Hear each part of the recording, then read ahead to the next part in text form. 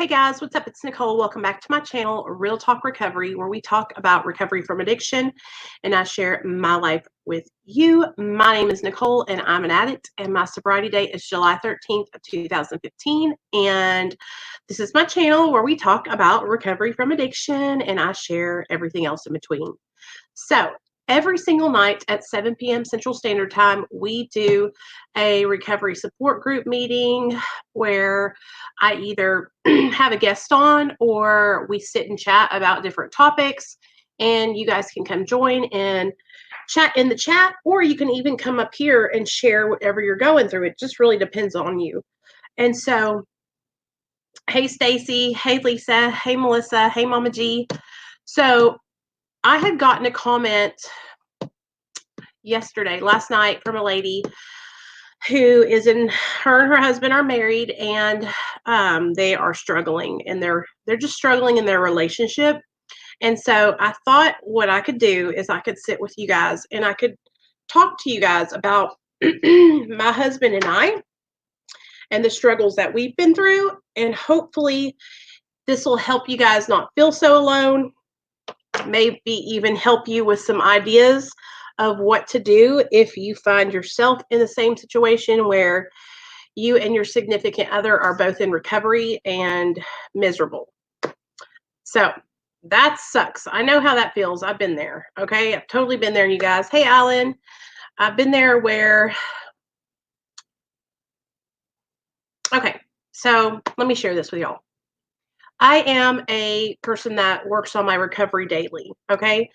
I do meetings. I talk to a sponsor. I talk to other sober support network people, like people in my network. I am constantly working on my sobriety, right? Now, I'm all about that recovery life. And my husband, not so much. My husband doesn't do meetings. He doesn't have a sponsor. He doesn't talk to anybody about his recovery. He just stopped getting high. But he's not miserable, and he's not like, at least I don't think he is. He's not like a dry drunk. Like, I think he's actually just happy finally and doesn't want to use anymore. But I can't speak for him. I really wish that he would come on and share with you guys, but that's never going to happen. My husband is very, very private, and he doesn't want to be on tape. So I can't make him do that, you know? But from my point of view, he seems happy. And I think what it is that we have our son. Hey, Kathleen. Hey, Nick. Hey, Robbie. Hey, Danielle. Hey, Merk. Hey, everybody. And hey, Cindy. Thanks for being here, you guys. I think that why my husband's so happy is I think our son really is just like means so much to him that he has, changed his life and doesn't want to go back to that life anymore. Me, I'm the kind of addict that has to have something. I have to have accountability. I have to have support. I just can't stop getting high and then not do anything about it. You know what I'm saying? Hey, Eric, what's up, babe? I know some people that don't have to work a program of recovery. They get better and they move on with their life, and their life is good, and some people that need what I need. So you guys can relate. Y'all know what I'm talking about. So what do you do if you are in a relationship and you are both sober, y'all are both in recovery, and it's just not working out? You guys are getting on each other's nerves. Y'all are miserable. Maybe, okay, this is what I did. When I first got sober, I have always been like I've always been. I've always been very outspoken. I've always been very into recovery, right? And when I first got into recovery, my husband did not want any part of it. And so one of the mistakes that I made was trying to force my way on him.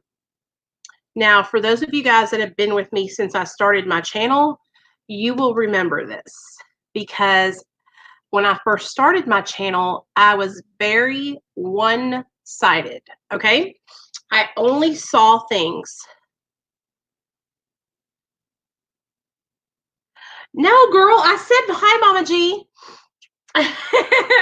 I don't think you heard me. Maybe it was when you first came in. What's up, Mama G? Sorry. So, hey, Road to Recovery. I mean, Rob's Road to Recovery, aka Rob, the other Rob. Hey, Seth. Okay, y'all come on in and have a seat. Have a seat. Come on in. You have to communicate with your partner when you're both in recovery. Absolutely, Eric. Absolutely. Okay, so let me share with you guys the mistakes that I made. Okay, so like I said, y'all see how I am. I'm like recovery, number one, we got to do it. You got to do this, you got to do that. So imagine having me as a wife. Okay, imagine me and my husband. Okay, we were in active addiction together. Okay, we were using together. We did our dirt together. We committed crimes together. We were the regular Bonnie and Clyde. Okay. When I met my husband, we were both high on methamphetamine. I remember it like it was yesterday. I was actually sleeping on this girl's couch because that was my bed. Okay. I lived in her living room because, well, she didn't have an extra room and I didn't have nowhere to live. So she let me sleep on her couch. And I was laying on my bed, the couch, and we were having a get together that night. And my friend Casey came over and brought Neil with him. Now, me and Casey used to be friends with benefits. And so I had every intention of hanging out with Casey that night. But then Neil came around and I seen his little red head and that little freckles all over his face and his cute little green eyes. And I was just like, I don't know what it is about boys with red hair, you guys, but I just love redheads.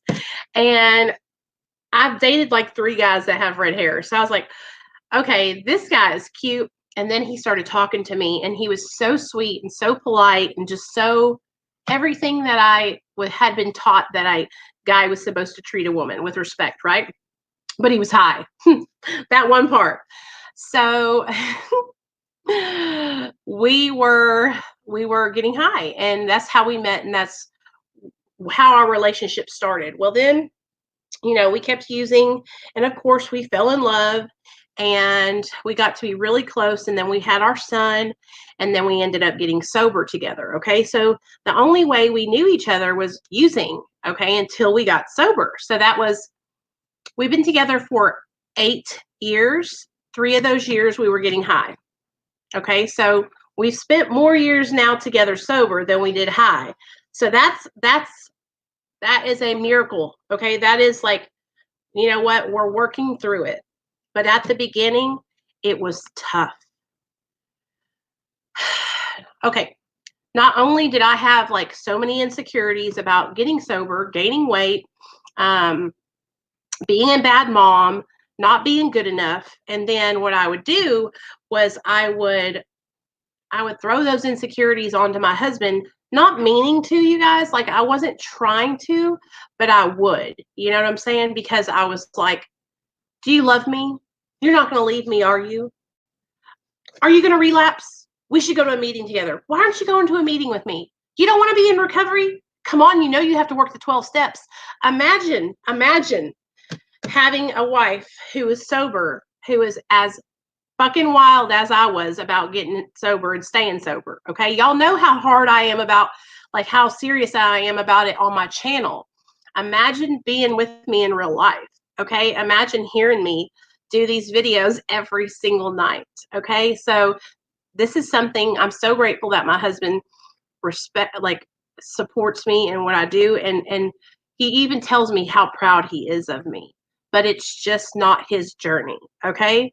At the beginning, I would try to talk him into doing things like my way. Okay. Come on, let's go to a meeting. And then we would go to a meeting together and he would want to sit in the very back of the meeting. Instead of being happy that he went to the damn meeting with me, I would bitch about him wanting to sit in the back. Why are we sitting in the back? What? You don't want nobody to know you're here?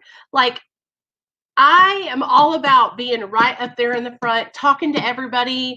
Like, I want everybody to know that I'm there. I want to know everybody else is there. I want to greet the newcomer. I want to go smoke a cigarette with everybody. I want to change the coffee out. Like, I want to be in the middle, right? I want to be at the front because that's what I was taught to do to get sober, is that I needed to get in and get busy and get at the front of the recovery. So that way I would be right there in the middle. I wouldn't miss it. It wouldn't pass me by, right? That's what I was taught to do.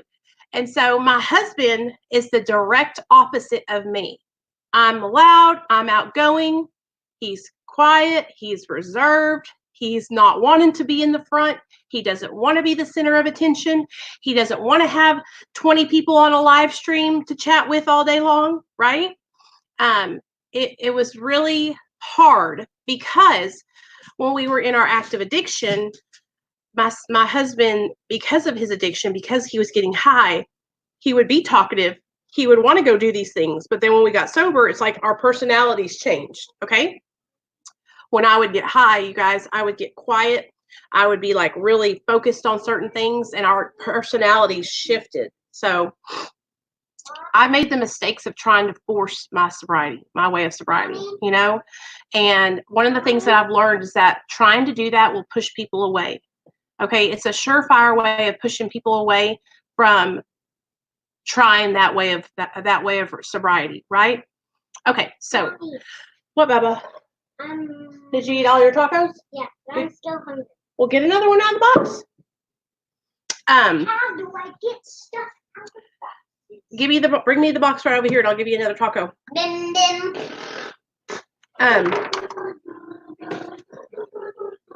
Me too. Look at me. The same way I share here is the same way I would share in a meeting, and I would cry there too. And everybody at the meeting, y'all, is so funny because they would call on me last because they always knew that I was going to cry. Here you go. So they'd say, "Let's close the meeting." Nicole, would you like to share? And I'd share, and then they'd all say, "That was a great way to end the meeting." One more. Can I have one more? One more? Yeah, because I got 30, and now I have to. How about a soft one? So 5. We have to save the rest for Daddy. We have 60 of them. We don't have 60 of them.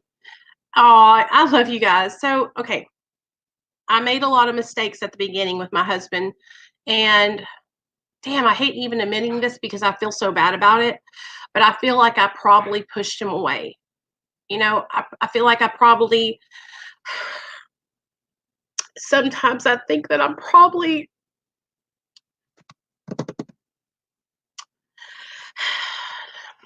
you know, my husband really struggled at the beginning, you guys. He relapsed a lot. I didn't always talk about it here on my channel because it's not my story to tell. But at the beginning, my husband relapsed. Okay. He stayed sober for about 2 years. And then after that, it was all downhill. And so I'm not making excuses for his relapses. Okay. I'm not. But we went through a period where he lost his dad.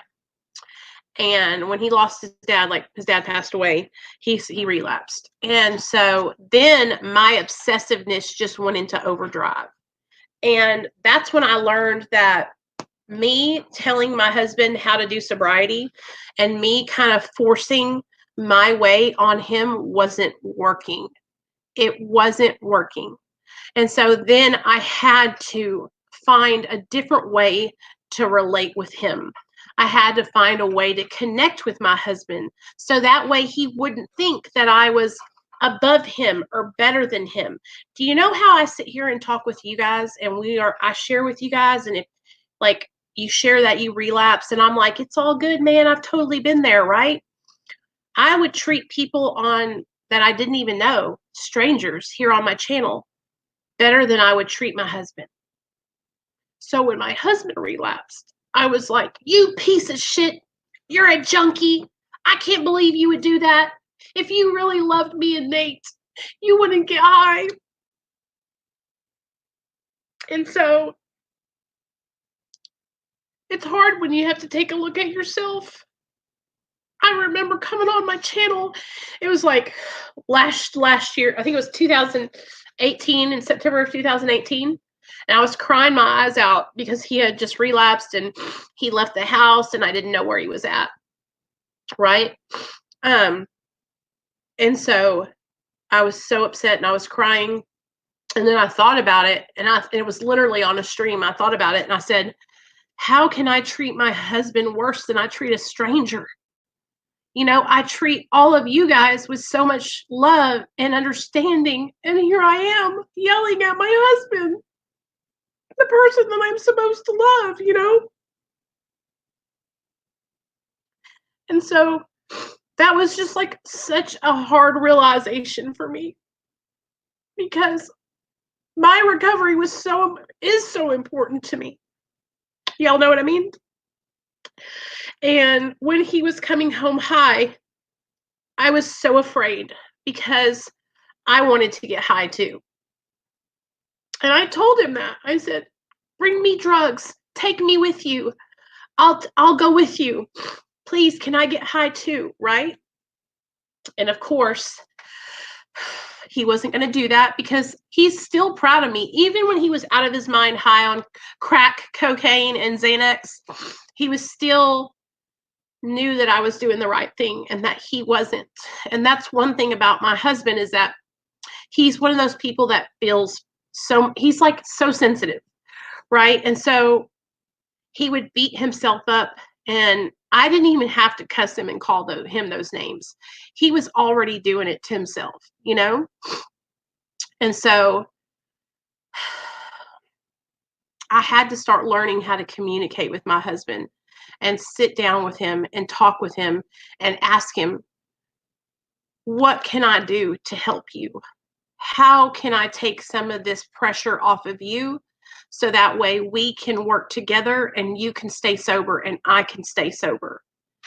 Is there something? I know what you mean, Hitman. And I know you're not being disrespectful. Love you. But do you know what I'm saying, you guys? Like, we had no communication. My communication skills were yelling, screaming, and physical violence. Okay. That is how I've always communicated in relationships. Every relationship I've ever been in has been abusive. Okay.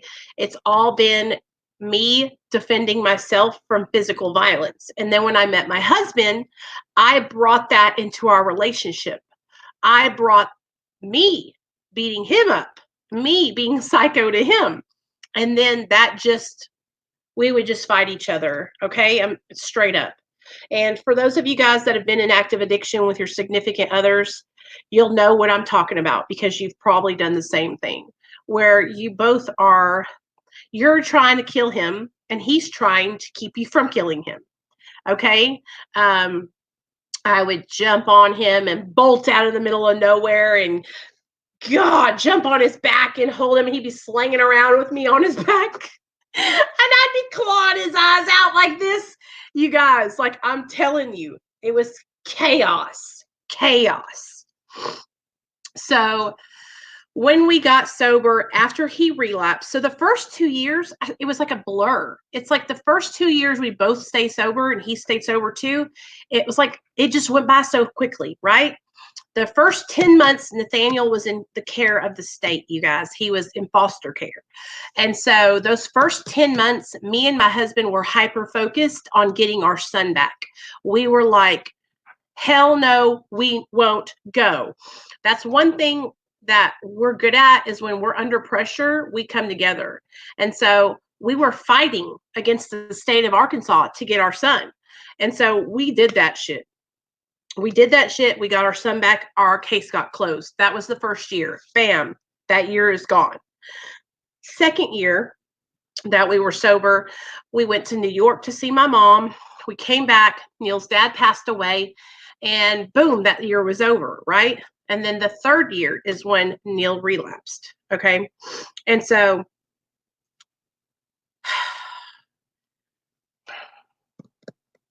I had never learned how to talk to somebody. I have never had good communication skills. The way that I was raised up in my family was, my dad's Italian. And so when he's talking to you, it really sounds like he's yelling, but he's not. He's just talking to you. Just like when I'm here talking with you guys, a lot of the times it's like I'm yelling, but I'm not. I'm just talking to you guys. And sometimes it can sound like I'm angry or I'm aggressive, but I'm not. I'm just passionate, right? That's exactly how it was when I was growing up with my dad and my mom.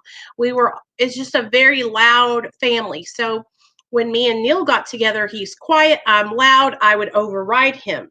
All right. And so our second/third year of sobriety, I had to learn how to hear and kind of like pull things out of my husband to see, is there something I can do? What do I need to help you? How can I be a better wife? How can I be a better lover, supporter, friend? Right? Because I wanted for us to work it out. I wanted us to be able to stay sober and stay together. And that was one of the, hey, Christy, exactly. That was one of the scariest parts for me, is that I'm getting sober and he's not going to come with me. We're not going to stay together. Nathaniel's not going to have his parents together. And that was a huge, it's like a horror story for me that was going to happen. And so we sat down, and the first thing we started doing, you guys, and this is what I suggest. We started going to counseling. Okay. We went to counseling where there was a mediator that could sit with us. And I could say how I felt, and Neil could say how he felt. And then that mediator would somehow translate it to where it all made sense and we could start working through these issues together. Okay. Another thing that we really, really struggled with was when I got sober, my addiction to drugs turned into addiction of spending money. Okay. And so, and my husband is the same way. So don't get it twisted. He's not perfect. He likes to spend money too, only his shit's on guns, mine's on makeup. And so there we are, butting heads again, fighting about these damn guns and this damn makeup, right? And so we had to learn how to come to what is it called when we had to compromise. We had to learn how to compromise. Okay. But one of the things that I was afraid that my husband would not be happy or not, I felt like if he didn't do recovery through the 12 steps, that he wasn't going to get that freedom that I feel like I have. Right. But you guys, I'm here to tell you that some people just don't, the 12 steps don't work for everybody, or some people just don't enjoy that kind of recovery, right? And this is where I learned that every person is different, and what works for one person won't work for the other, because I learned it with my own husband. I was trying to force him to do sobriety the way I do sobriety. And that's when he sat me down and he told me, I said, but I don't ever see you talking about how you're feeling. I don't ever see you praying. I don't ever see you doing recovery. And that's when he sat me down and he said, just because you don't see me doesn't mean I'm not doing it. And one of the things that my husband does is every morning when he wakes up early because he has to go to work, he'll go in the shower. And the only reason I know this is because I walked in one day and he was doing it. And he'll be on his hands and knees on the shower floor praying. And just because I don't see him doing it doesn't mean he's not doing it.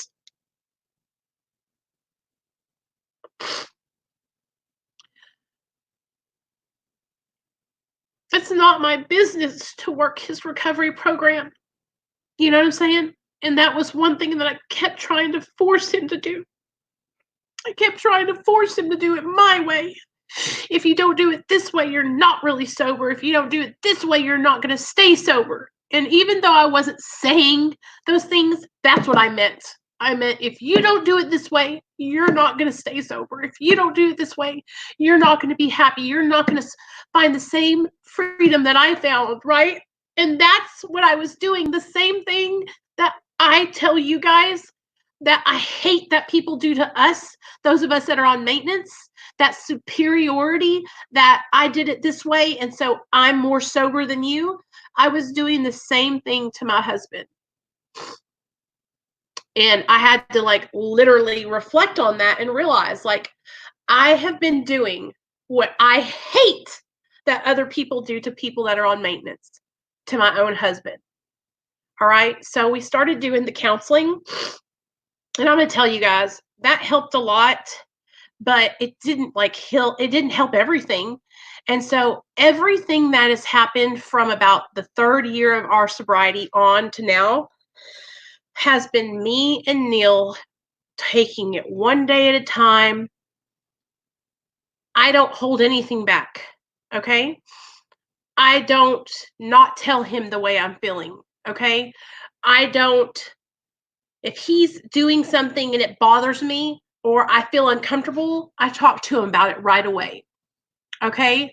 If you're somebody who is working a 12-step program and you're happy and that's working for you, but your husband or your wife isn't working a 12-step program and you feel like they're miserable or you think they're going to relapse, don't be like me, okay? We cannot make them do it our way. We can't make them see recovery from our point of view. The only thing we can do, right, is live it in our own lives. Okay? So that's what I try to do every day. I try to live and lead by an example with my husband, with my son, with my mom, with my dad, with my sisters, with you guys. I try to lead by an example and do the right thing every day, even when nobody's looking. And guess what? I'm human and I struggle sometimes and I fall short every single day. Like this morning when I fell short because I went on a damn rant. And I rant and then I let it go and I feel so much better. So thank you guys for letting me rant. But when you're in a relationship and you guys are both drug addicts, that communication is 100% the most important thing, you guys. Yes, Eric, and look at me. I'm so grateful. Hey, Daniel. Hey, Jexy. I'm so grateful to have my husband. Like, listen, I'm not bitching. I'd rather have him here with me, like you said, Eric, to go through it together than not have him at all. And I know why I acted the way I did for so long, because I was afraid. And that's why a lot of us act that way with our significant others. And so instead of showing it in anger, instead of showing it with frustration, sit down with your significant other and let them know the reason why I'm like this is because I'm afraid. I don't want to lose you. I don't want you to relapse and die, because that's what it is. That is why we do the things we do, because it's based in fear. So instead of basing the way you feel in fear, have faith that your higher power is going to protect your husband or your wife and keep them on the right track. All right.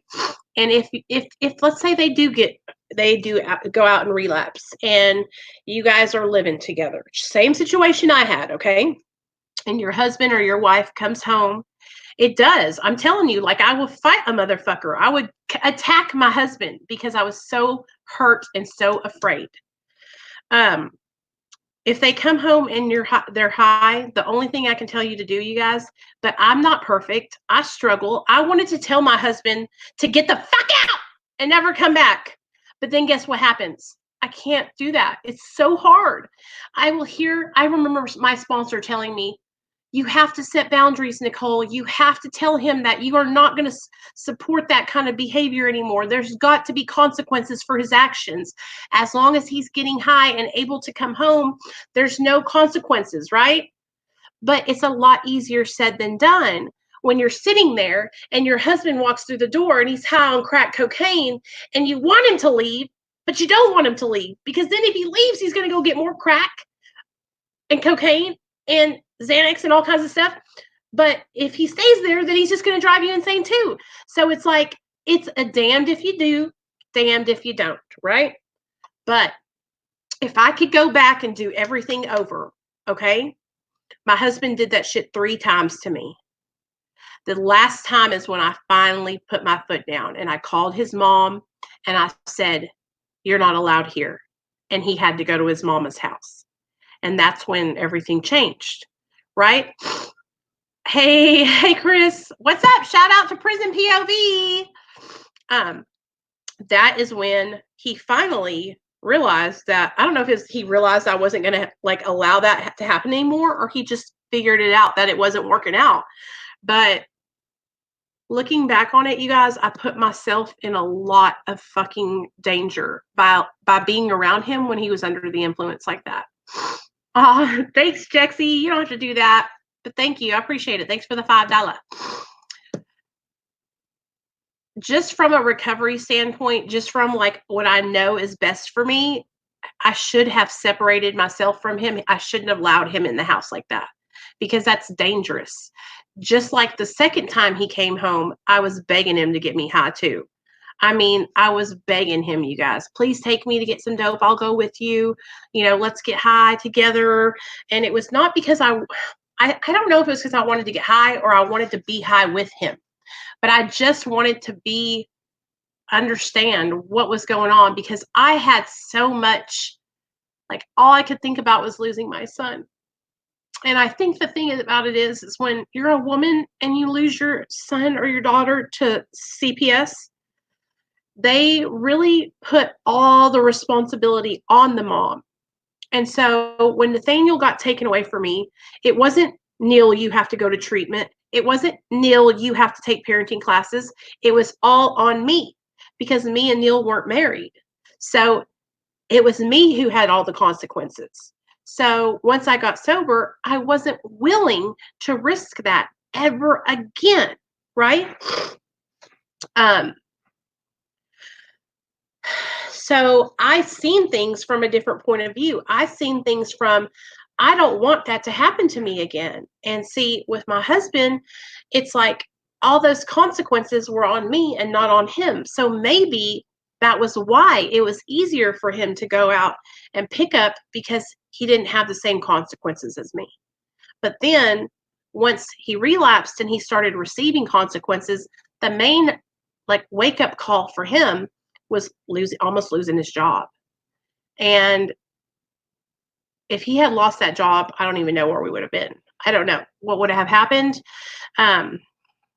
Nicole's saying I had to do the hoop jumping, but yeah, it was just like, and so, you know, when you don't have consequences for your actions, you guys, it's like, it's not as serious, you know? Thanks, Staten is my island. It is kind of cozy around here.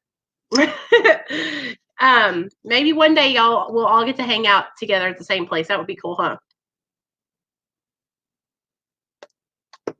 You know what I was thinking about the other day?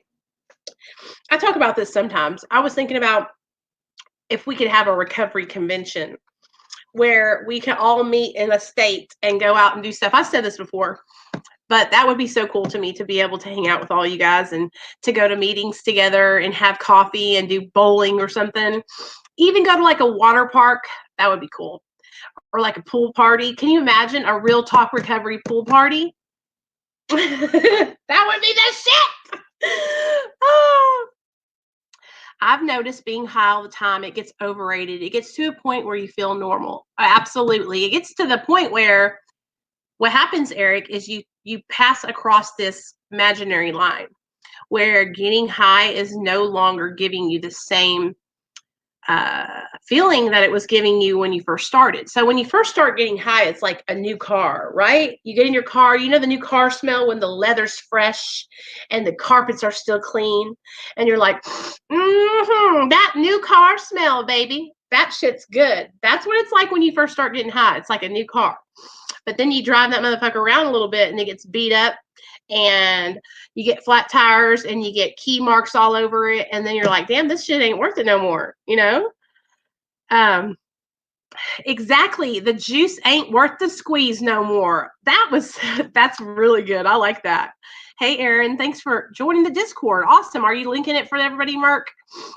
We got, Jexy's got a Discord too, you guys. Me and Jexy, we struggle on the Discord tip. We're not like, I don't know about you, Jexy, but it's hard for me to stay in there all the time. I go in there, I'm like, hey guys, what's up? And then I'm out. Then I go back, then I go out. I'll tell you guys something that just happened. I didn't even realize we could do it. So YouTube made it to where I'm eligible for memberships on my channel, which like, I didn't know you could do that at 3,000 subscribers. So, I'm putting in for membership levels. It'll be cool. I'll let you guys know when it comes out and you can see what I'm talking about, but it's all going to be cool. It's going to be cool. It's going to be cool. Okay. So anyways, for the person that asked for me to talk about the relationships and the marriage when you're married to somebody that's in recovery too, another thing that you guys can do is not moderate. How do you say this? How do I say this? Create your own program of recovery together. Okay, so listen to me. Hear me out. Hear me out. I love doing like little meditations and stuff in the morning, like the Courage to Change book or going online. Hey, girl. Hey, Peanut Pumpkin. Going online and doing the Just for Today. In fact, we'll do one today, okay? And what me and my husband will do is when we wake up together, sometimes I'm sleeping in the bed still and he's up all by himself. But when we wake up together, he'll go, "Did you do the meditation or have you done it yet?" And I'll say no. And he'll pull it up on his phone and he'll read it. And I'll be listening and we'll be doing our thing, brushing our teeth, washing our faces, getting Nate ready, and we'll do it together.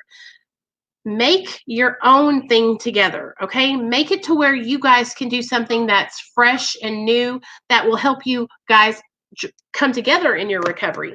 Another thing that we like to do is we take Nate out and we'll go walking on the trails and stuff, and we'll do 3 things we're grateful for. I even do it with my son, you guys, okay? On the way to school, when we had school.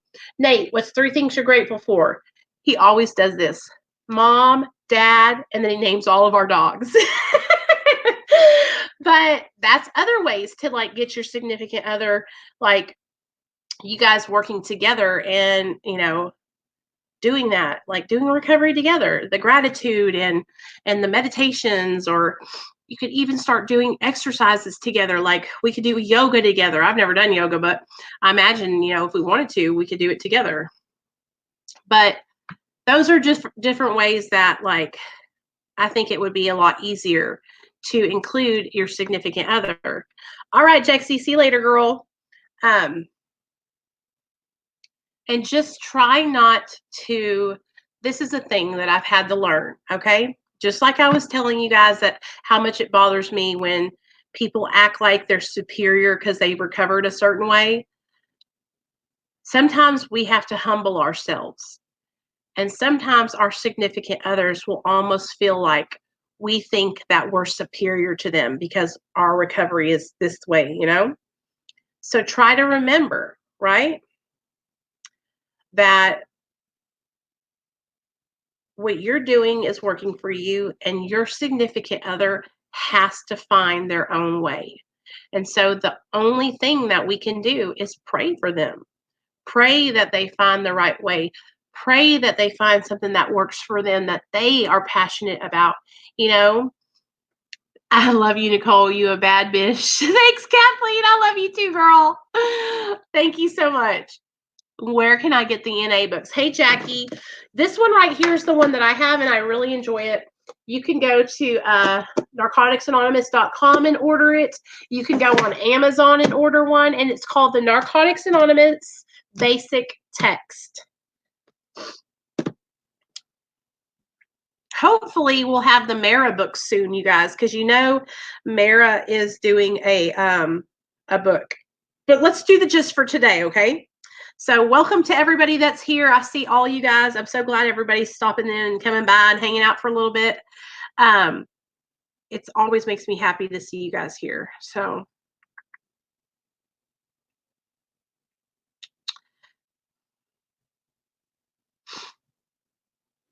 Mommy? Yeah, buddy. Can you give me chocolate milk?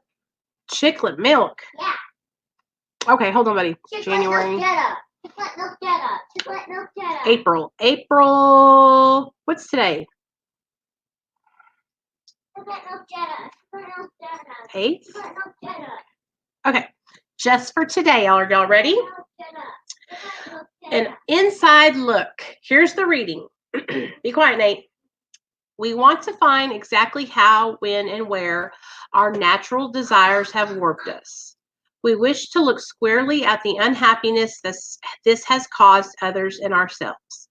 By discovering what our emotional deformities are, we can move toward their correction.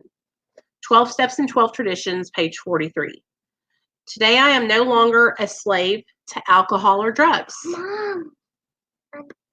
Come on, come on. Move. Did you bring your plates down? Go get your plates for me, Nate. Go get them. But after you... Oh, I can get a drink.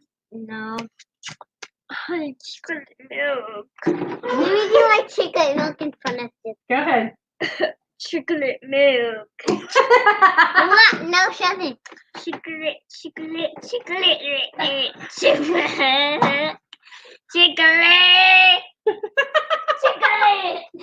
Here you go. I love you.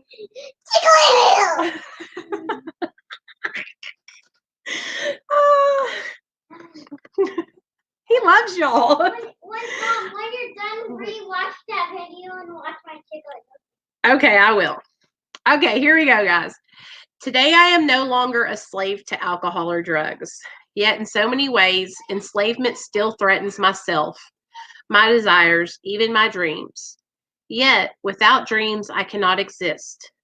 Without dreams, there's nothing to keep me moving forward. I must look inside myself to free myself. I must call upon God's power to face the person I feared the most, the true me, the person God created me to be. Unless I can or until I do, I will always be running and never be truly free. I ask God daily to show me such freedom. So, I must look inside myself to free myself.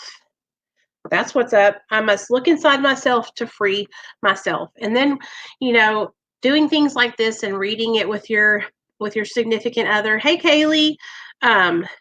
These are things that you guys can sit together and do, you guys.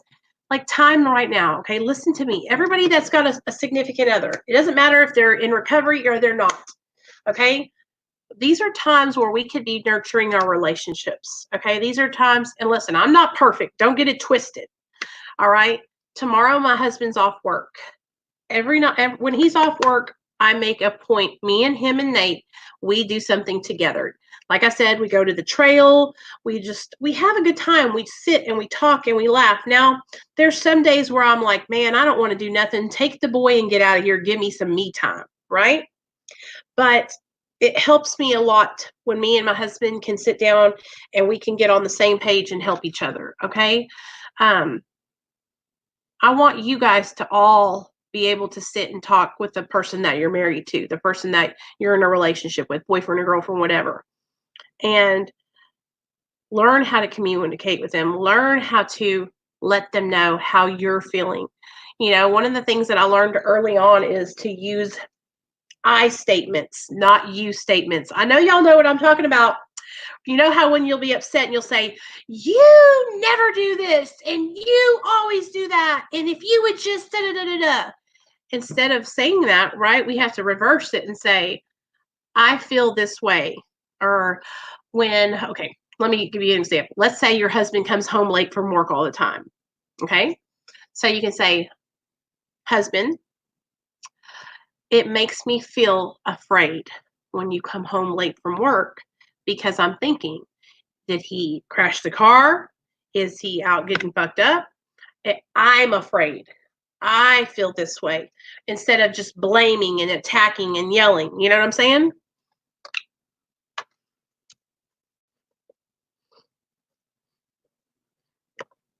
I know what I'm going to do together. Send her running this way and me running that way and never stop. Merk, I love you, man. Listen, you guys, some relationships are just not repairable, okay? So that's what you have to do, okay? You have to evaluate your situation. Is it a relationship that's worth saving? Or are you guys just staying with each other because you have to be, or you feel like you don't have any other options, right? Here's the thing. You shouldn't have to stay with somebody because you're desperate or you feel like you have to. You don't want to live like that, okay? They're totally different, okay? Let me get the AA book for y'all. I think they're totally different. If you want something that you're going to be able to understand, you guys, get the NA book because it's the words are more modern. This is the AA book, and let me read. I'll read a little bit to you so you'll understand. Here we go. Chapter 3. Most of us have been unwilling to admit we were real alcoholics. No person likes to think he is bodily and mentally different from his fellows. Therefore, it is not surprising that our drinking careers have been characterized by countless vain attempts to prove we could drink like other people. The idea that somehow, someday, he will control and enjoy his drinking is the great obsession of every abnormal drinker. And so, just like in here, it says drinker, in the NA book, it says drugs or addiction or, using. And so that's kind of the difference. And the AA book was written in 1939. And I don't know when the NA book was written, but it's a lot newer than the AA book. That's cool, Jackie. And that's the thing, you guys, like, there's even things that we could do. Man, I'm telling you what, the perfect thing would be, this is my perfect idea of a situation. My husband says, you know what, Nicole, I want to help you with your YouTube channel. And then me and him can sit here together and share from our separate points of view. And I feel like that would be like the coolest, most amazing thing, because then I would have a man and you would have me. But he's just totally different than me. Maybe one day I'll be able to find a guy that's like a good friend of mine that can be up here with me and be like a guy's point of view co-host one day. You know what I'm saying? But for the time being, it's just me. So you're going to have to live with it. You're going to have to live with it.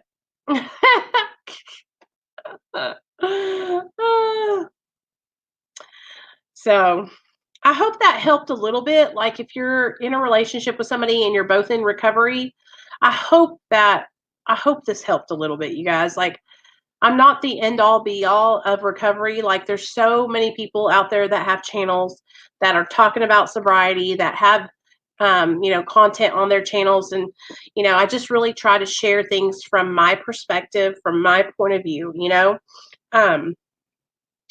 yeah. So I hope that it helps a lot. What did you guys think of that video that I put up earlier today? I'm trying to test some things out on YouTube.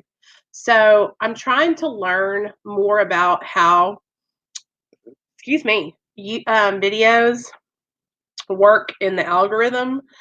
I'm not very good at that. You know what I mean? You know what cracks me up? When people like watch, when people comment on my videos and it's like, I know they didn't watch the video all the way through.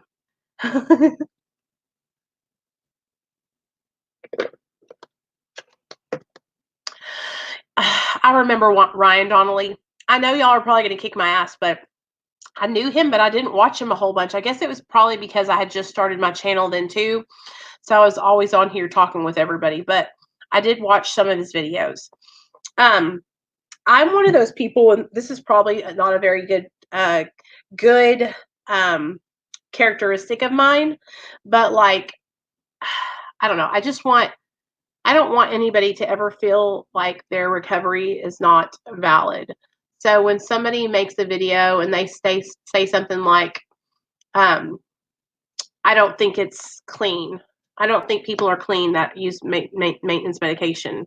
It's like, once they say that, they lose me. Because I'm just such an advocate for people that are utilizing maintenance that I almost feel like, why do you even have to say it? Like, who are you to tell people whether or not they're in recovery or not? You know what I mean? And so people lose me when they make videos that are telling people whether or not they're clean or sober. Like, I just click off. And so sometimes some people make videos like that, and they may have in the past. And the minute that comes across my screen, I'm just like, can you imagine like me coming on here and saying, well, if you're on maintenance, I'm sorry to tell you guys this, but you're not clean and you're not in recovery. Who the fuck made you the god of recovery? You know what I mean? And so who made you in charge? who cares what you have to say? And so I've watched several people who have made videos like that. And I think back in the day, he had made one like that. It's probably still up on his channel because I had commented on it. And that's probably why I didn't watch his channel very much. RIP, but that's why. Right. And that's the thing. And anyways, we're not going to go into that whole thing because I could go, y'all already know. But that's where, like, sometimes I just don't give people a chance. And I know that's probably not a good thing, but it's because it's just like I said, that whole thing about like being superior and like putting yourself above other people. It's like, why do you have to separate yourself from somebody that's on maintenance? You know, that's what I feel like it is. I feel like it's you saying, I'm not like you guys. You guys are still getting high, you know? And it's like, what? I'm not getting high. I mean, shit. If I was getting high, I wouldn't be doing YouTube videos every single day. That's for sure. So yeah. Hey, Kit Kat. What's up? Thank you. Hope you're doing good and staying safe. And then, you know, like I'll think somebody's like, I'll be gung ho for somebody. Like, okay, let me give you an example. There's a couple people I've been gung ho for, and then all of a sudden they flip the script on me, and I'm like, what the hell happened? I was watching this one guy. He's a prison YouTuber, and I supported him so much. And then the next thing I know, he's like telling people to get off Suboxone and telling them, you know, this, that, and the third. And it's like, why would you do that? You're not a doctor. That is so dangerous. Like, do you understand that a lot of people that watch YouTube, you guys, they look up to people, you know? And they look up to you, and when you're coming on your channel and you're saying stuff like, you just need to man up and get off Suboxone, that is so dangerous. That would be like, let's say Rob was trying to taper from benzos, and I'm on my channel saying, Rob, you just need to man up and get off those benzos. And then Rob goes out and jumps off benzodiazepine, has a seizure, and then dies. This kind of stuff happens every single day. Okay. I learned the hard way that I got to be careful what I say, because people take what we say and they take it like seriously, you guys. Seriously. Okay. So can you imagine if I decided to get off Suboxone and I was successful, and then I come on my channel and I'm like, I got off Suboxone, so that means you guys need to get off Suboxone too, or else you're not sober. And then everybody tries to jump off Suboxone, and people go out and relapse on heroin and overdose and die. That's the shit that happens because people that have big heads think that they can go around telling everybody how to do shit. It's like, shut the fuck up, humble yourself, and realize that you ain't shit. You could be in a position of relapse in any day. Nobody's promised tomorrow. You know, nobody is immune to relapsing. You know, I could wake up tomorrow, you guys, and go on a bender, and y'all could never see me again. You know,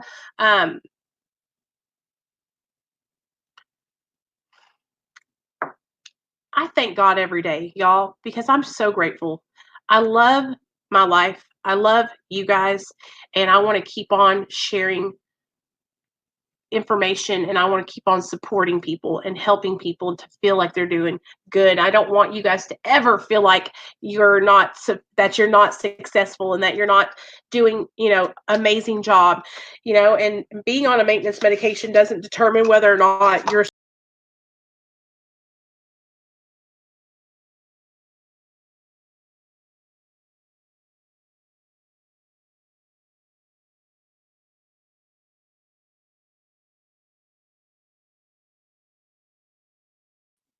sorry.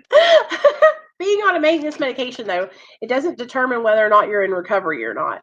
Okay, you can be completely off of all drugs and not have a drop of sobriety, a drop of recovery. Okay, you can be off all drugs and alcohol and be miserable. Nobody wants to be around you. Just piece of shit motherfucker, you know? So I've seen people that have been sober without drugs and alcohol in their body for 20 years, and I would pay to be around them. They were just miserable, just judgmental, just spiteful, just evil people. And then I've met people like us who are utilizing maintenance, who are happy, joyous, and free. And then I've met other people that are on maintenance that are still getting high behind the scenes. Like, I've just seen it all. I've seen it all. But anyway, I know I'm not like, I hope that helped. I really do hope this helped. If you're if you're on this video, the lady that asked me to talk about relationships and recovery, if you're watching this video right now, I really, really hope that it helped you. And I want you to know that you can text me anytime on that number and I will help you any way I can, girl. Or if you just want to call me and vent and we can talk about stuff, just hit me up. I'm always available to talk. Now, we do have a special guest coming on tomorrow night, y'all. Tomorrow night, we got Lisa from Lisa's Real Spiel coming on my channel to tell her story. And I'm really excited about it because she's a talker like I am. So I know it's going to be a good one. So tomorrow night, you ain't going to have to listen to me, okay? And I know some of you guys heard her story over on LT's channel. And you guys told me that she was really cool and that you wanted to hear her story over here. So we were talking on the phone today, and I asked her if she wanted to come on, and she said yes. And so we're going to do that tomorrow. So I'm glad I'm here and I have y'all. And Nicole, thank you. And if no one told y'all they love you today, I love y'all. We love you too, Rob. I'm proud of you, man. I'm so glad you came back, man. I'm so glad. And here's the thing, like, don't ever be afraid to come back. Like, fuck a relapse. Just come back, okay? Don't ever be embarrassed. There you are, Lisa. Don't ever be embarrassed. Y'all go over there and subscribe to Lisa's channel before we go. Don't be embarrassed. Don't think, oh my God, I can't tell anybody. Like, I'm not good enough or I fucked up. Like, I'm not going to be mad. Like, I feel like some people think that I'm going to be disappointed, right? I mean, of course, I don't want you to go out and relapse, but I mean, I'm not going to judge you if you do. I just want you guys to come back. Okay? Just get your ass back in the game and get back on track. Okay?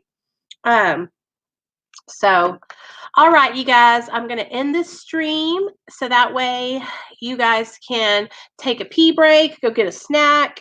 I love you very, very much. I hope you guys all have an amazing, amazing evening. And like I said, if you're in a relationship with somebody who's in recovery, communicate with that person. Sit down, talk to them, let them know you love them. Let them know that it's fear. Let them know, I'm afraid. I don't want to lose you. I love you. Okay? Because a lot of the times I think what we do is we don't share our emotions the way they really are. They come out in anger when it's really fear. So, like I said, let your significant other know that you love them and that you're just afraid you don't want to lose them. Everybody go over to Jexie's channel. She's got trivia going on tonight. Do y'all like trivia? Her channel is called According to Jexie. She does all kinds of fun trivia over there. So y'all go hang out with her. She's a good girl. Love you too, Lisa. Y'all go subscribe to Miss Lisa's channel. Here she is right here. Lisa's Real Spill. And yeah, I will see you guys tomorrow night. There's Jexie's channel down there at the bottom. Merk just linked it, you guys. So if y'all want to go do trivia, she does it every Wednesday night right after my live stream. So yeah, you'll have all kinds of fun. I love you guys. I hope you have a wonderful, wonderful night. And I'll see you guys back here tomorrow night at 7 p.m. Central Standard Time with Lisa's story. All right.